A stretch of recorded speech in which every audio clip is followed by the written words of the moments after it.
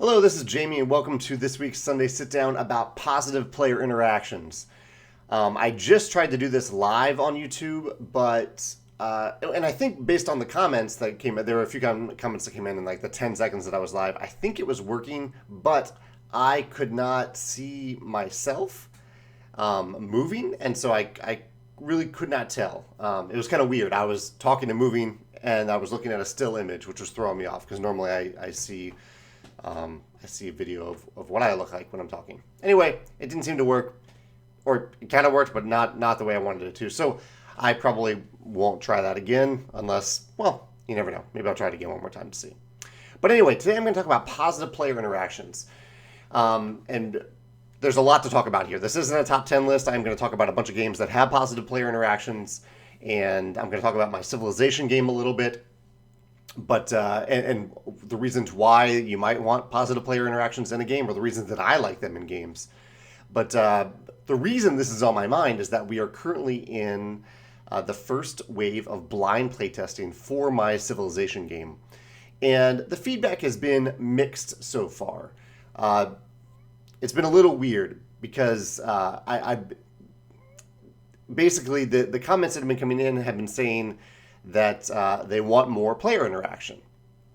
And there is player interaction in the game, but the theme of the game is that you are starting and growing a civilization over many thousands of years. So it's not a little empire building game. It's not a slice of time. It is a big stretch of time that you are covering.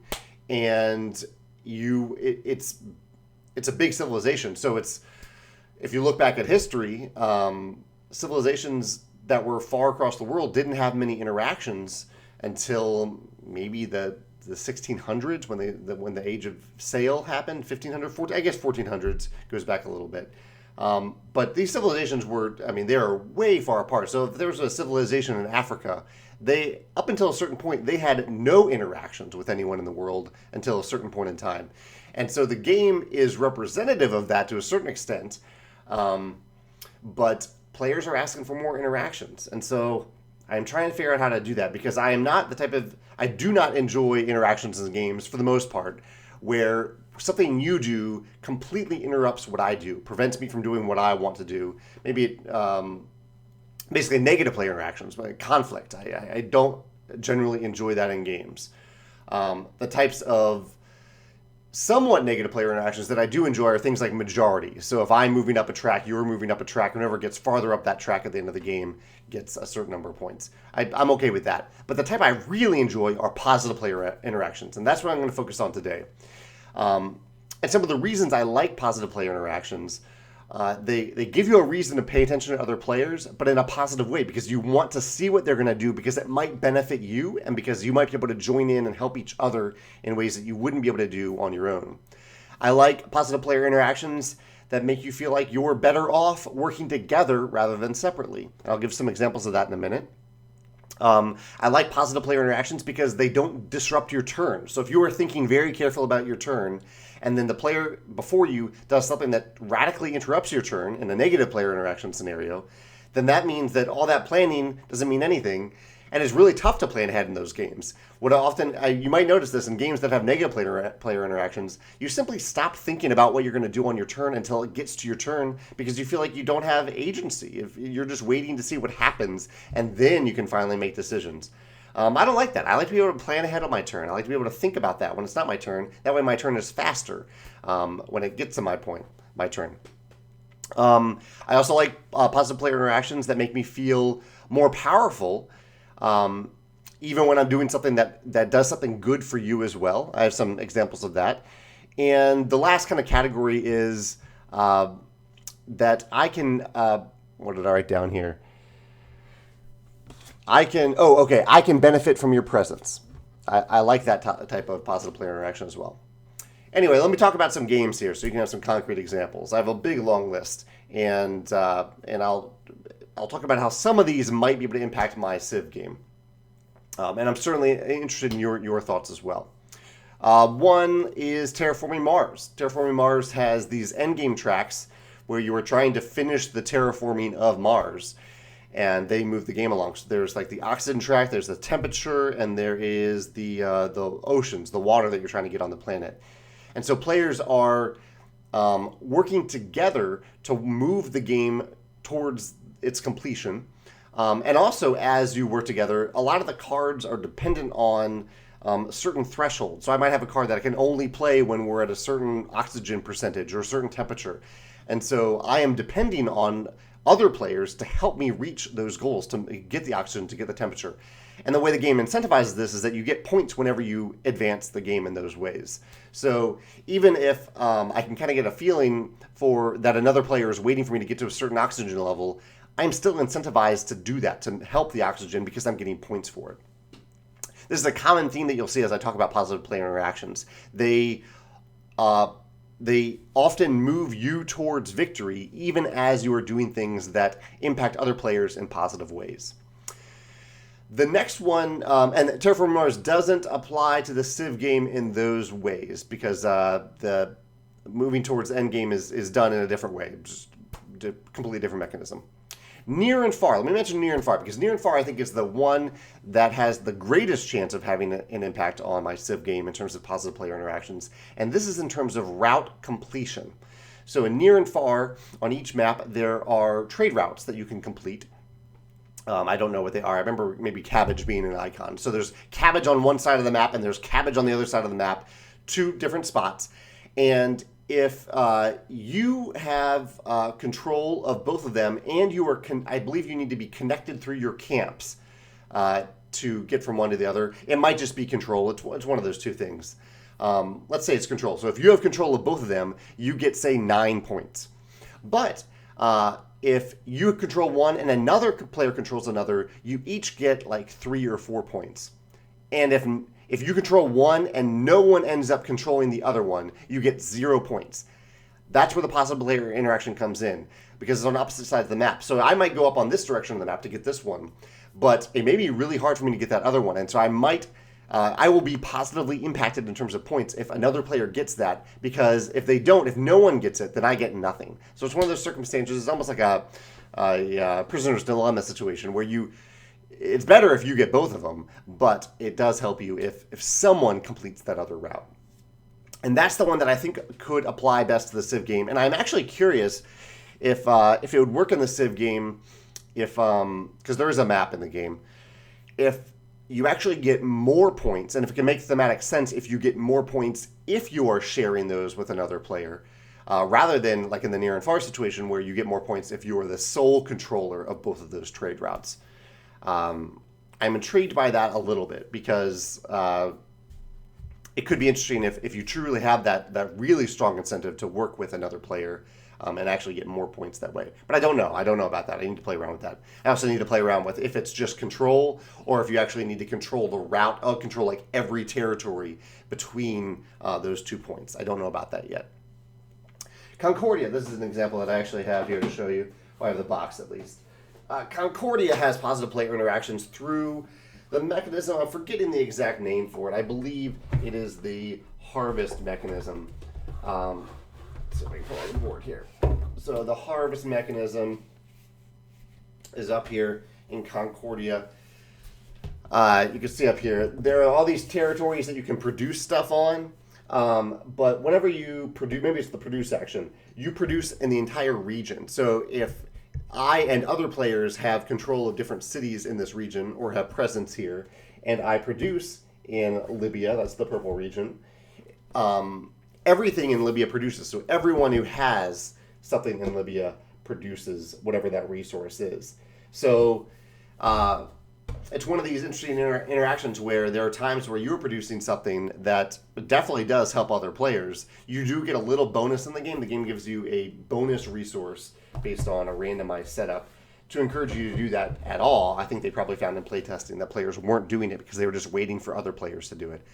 But it is a positive player interaction. It feels good when another player does it, and when you do it, you get that bonus, so it also feels good that way. Azul. Azul has a little subtle player interaction mechanism, positive player interaction mechanism, in that when you draft tokens in Azul, the tokens that you don't select get pushed to the middle. And so you are impacting a common pool that that grows over time in mostly positive ways. Sometimes you might try to get like a bunch of red tokens in there for someone who already has red tokens where they need to, or they've already filled up certain slots, and so they end up getting negative points. But usually you are positively impacting this common pool of resources that other players can pick from. I don't know. I wouldn't necessarily say that you feel good about it when you do that, like in some of these other examples, but it does happen. It's a positive player interaction mechanism. Okay. So this was actually an interesting one. So one of the feedback forums that I read today about my Civ game blind playtesting mentioned Euphoria as a game with little player interaction. And I was a little surprised by that because Euphoria is on this list as actually, I think, having more positive player interaction than possibly in any other game. There's a ton of positive player interaction in this game, in Euphoria.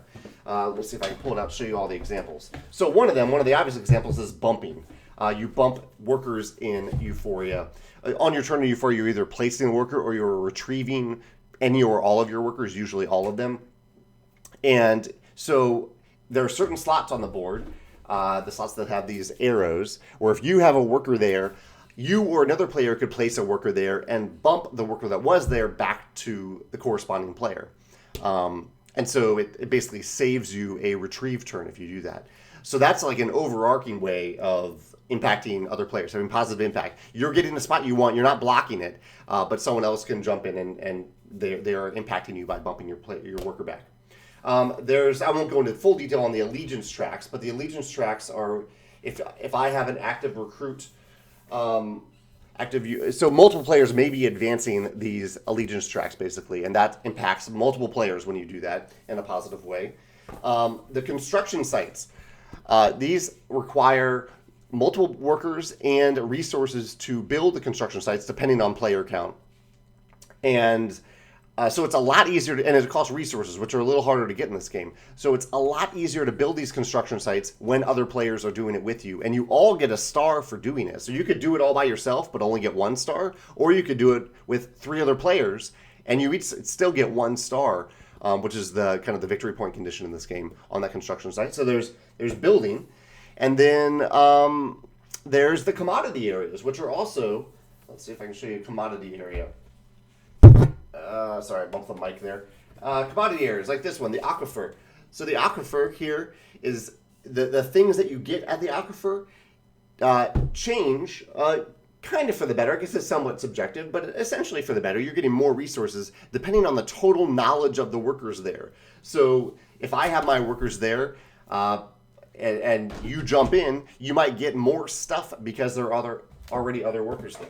So all of these are positive things. They're not things where you're disrupting other players. You are, there's a little bit of that with those commodity areas in particular. If you don't want someone to advance an allegiance track, you might put a higher number worker there. But there's a ton of positive player interaction in this game. So it caught me a little bit off guard to read that feedback from someone saying that Euphoria, and this was on the Civ blind playtest, they said that it had even less they said even less player interaction than Euphoria, and I was like, really? Euphoria had a ton of player interaction.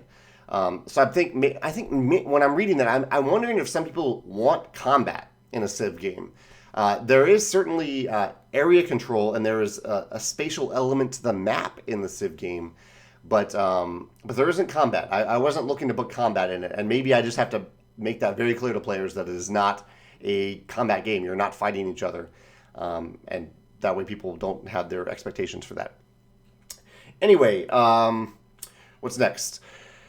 Downforce. Downforce is a very elegant player interaction mechanism. Downforce here, one of my favorite racing games, one of my favorite games really. In Downforce, when you play a card to move, you basically on your turn you play a card, and you move all of the cars that have colors that are on that card. So there might say blue 6, yellow 4, green 2. You will move all those cards that number of spaces. A big part of the puzzle in Downforce is trying not to move those other cars when possible. But many times when it's not your turn, someone else will be moving your car. And actually, often, if there's a car that's kind of blocking other cars, it gives players a reason to move that car. They need to move that car out of that way so that they can then move their car through that gap. That's Downforce. Seven Wonders. Seven Wonders has positive player interaction through commerce. So you have those yellow cards that say you can trade with maybe the neighbor on your left or your right for a lower cost if they have a specific resource. So that's a trading mechanism. I've thought about doing a trading mechanism in the Civ game, but I don't think it really works. Resources are somewhat plentiful in the game, and we've kind of hit a sweet spot of how many resources need to be in the game. I don't want to add too many more opportunities to get them through trading. So that's an obvious one, but I don't think it works in the Civ game. My Little Scythe has a brilliant positive player interaction system, thanks to Hobie and his daughter, what they thought of, which is you want to get friendship in this game, and so when you roll the Seek dice to put more resources on the board, you have the choice of putting those resources maybe on a territory that you have your character on or on a blank territory, or you can put them on a territory where another player's seeker is present. And if you do, for each of those resources, you get a friendship. You are being friendly to them. So I really like this. You're populating the board with more resources, hoping to probably get some of your own. But at the same time, you are increasing your own friendship when you are helping other players. Let's see. Rising Sun.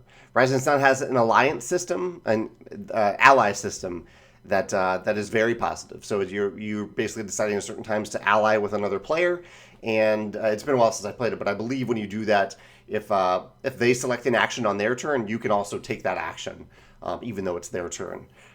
We used something kind of like this well, actually, no, I don't want to spoil it, but we have used something like this in one of my games. But yeah, that's Rising Sun. This is an example I gave earlier on. Waterdeep and Stone Age both have that type of mechanism where, say, like in Waterdeep, you might draw a bunch of quest cards. You choose first, and then you pass those around the table where other players draft the remaining quest cards. So this is one of those examples, like in Stone Age, where you have these cards where you roll some dice. Those dice determine some cool stuff that will be selected by players. You get first choice, so you probably get the best thing or the best thing for you, and then the other players choose as well. And I think the reason players do this is, well, in Stone Age in particular, it's an opportunity to get something that usually is more difficult to get, and the game allows you to do that because you are then also giving stuff to other players. So I like this example of positive player interaction where you are doing something powerful, more powerful than you could if you weren't also helping other players in the game. That's something that might be able to find its way into the Civ game. Root, the Vagabond character faction in Root has something like this where that player wants other players to be crafting stuff, because when they do, they can give those players a card and get the crafted item, and the Vagabond really depends on those crafted items. So they're kind of, this is a reason to pay attention to other players' turns and to see what they're doing, because you're kind of encouraging them. Hey, please craft. I'll give you cards. I have cards that you might want if you're crafting, because I need you to do that. Terra Mystica has some great spatial elements that benefit from having nearby players. So in Terra Mystica, at first glance, you might think, okay, I need to go off on my own little corner of the board and build there and do my own thing and not let other players bother me. But Terra Mystica does two things to encourage positive player interaction. One is, if you are upgrading to a trading house, I believe that's the name of the building, it costs more if you are not adjacent to an opponent. So you actually want to be near an opponent to upgrade to a trading house, and that is the first level of upgrade. So to do any other upgrades, you need to first get a trading house. The other thing is with the power magic system in Terra Mystica, where if someone else builds or upgrades next to a territory you control, you have the choice of getting some magic. Sometimes at a cost of victory points, but sometimes not if it's just one magic. So there's another reason to be nearby other players as they're doing stuff, because you are benefiting from that. You're paying attention to what they're doing on their turn. And that's another one that might be able to make its way into the Civ game with the spatial element on the map. I have a few more examples. I know I'm talking a lot today, but I love positive player interactions. I really, really do. Brass has a great positive player interaction mechanism where if you have produced something on the board, if you make coal or something, you actually often want other players to use that coal, because when you use up all the coal on a tile, that tile flips and good stuff happens. Sometimes it becomes more powerful. It means it's more permanent. You want these tiles to flip. You get more points from it. I think that's the point at which you get points in the game in Brass. And so even though you've created these resources and you might be hoping to use them, it also still feels good when other players use them and you get to flip that tile. Clans of Caledonia has a great positive player interaction system. Not always; it can go both ways. But with the economy, I forget what it's like a stock track, where I might be buying something, and that might positively impact another player who is then trying to sell that same thing because I'm impacting the price when I buy it. So I think sometimes closed economies like this in games can have positive player interactions. And I think this is the last one. Settlers of Catan, Barbarians. I believe it's been a while since I played Catan and definitely this expansion. But sometimes in games you have something bad that's going to happen to everyone, even in a competitive game. And you can work together to prevent that bad thing from happening. And the player who does the best job at preventing that bad thing from happening, I think actually Troyes, whatever you say, Troyes, Troyes, they do that too. So there's this bad thing that's going to happen, and everyone needs to work together to prevent it from happening. It's something that's too powerful for you to do on your own. And so but the person who contributes the most to it gets the best benefit from it. So that's another one that might be able to make its way into the Civ game. I think there are some ways that we could incorporate that in. That's it. Those are all the examples I had. That doesn't mean that those are all the examples out there. There are a ton of other ones out there. I'm looking at my list to make sure I covered it. I think I've covered it all. But if you can think of a positive player interaction that you really, really love, I would love to hear about it in the comments. It might have a positive impact on my Civilization game. And just in general, I love hearing about this mechanism. It's my favorite way of interacting with other players on the game. Where doing something good for me also does something good for you. And we have a reason to actually work together, even in competitive games. I'd love to hear about other examples in the comments. Yeah, and for those of you who joined me live for like 10 seconds, thanks for giving that a try. Maybe I'll try it again in the future. All right, take care. Have a good Sunday.